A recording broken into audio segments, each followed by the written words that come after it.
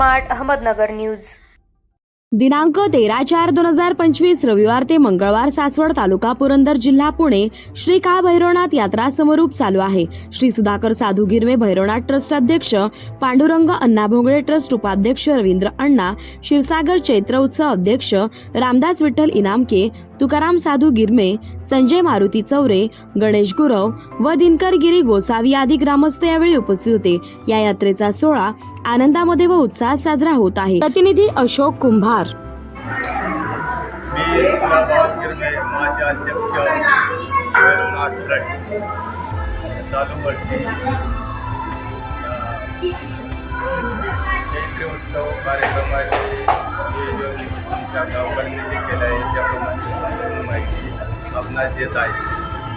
13/4/25 रोजी सकाळी 6 ते 7 वाजेपर्यंत ग्रामस्थांतर्फे अभिषेक करण्यात आला। त्यानंतर 9 ते 10 साडे 10पर्यंत वगाडाची पूजा करून वगाड ठरवण्यात आले। वगाड ठरवण्यासाठी सर्व ग्रामस्थांना संधी देऊन व गिरी गोसावी यांना बसवून संपूर्ण वगाड ठरवण्यात आली। त्यानंतर गुलाब खोबऱ्याची जळण करून 11 वाजता बैलगाड्या शर्यतीसाठी सर्व ग्रामस्थ वाघडोंगराच्या बाजूला गेले। पुढं बैलगाड्या शर्यत चालू आहे। बैलगाडी शर्यत झाल्याच्या नंतर संध्याकाळी 7 वाजता बरोबर देव बाहेर निघतील आणि बाहेर निघून सगळे चालू होऊन गाव प्रदक्षिणा करण्यात येणार आहे। गाव प्रदक्षिणा साधारण 1:30 ते 2 वाजेपर्यंत परत माघारी येते। तिथून पुढे सर्व सेमिनांची हजेरी घेण्यात येते।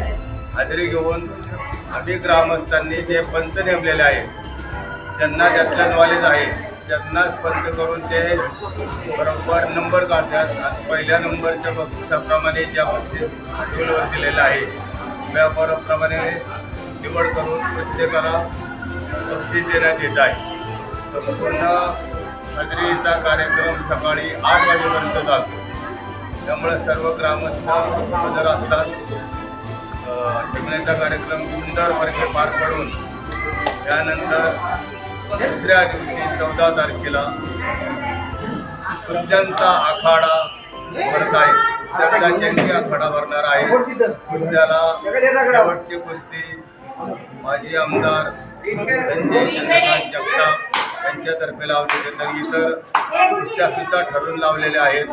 त्यामुळे आम्ही 7 ते 8 लाख रुपये आखाड्यासाठी खर्च करणार आहे आणि उत्तम प्रकारे असे कुस्त्याचा कार्यक्रम होणार आहे। कुस्त्याचा कार्यक्रम झाल्यानंतर 15 तारखेला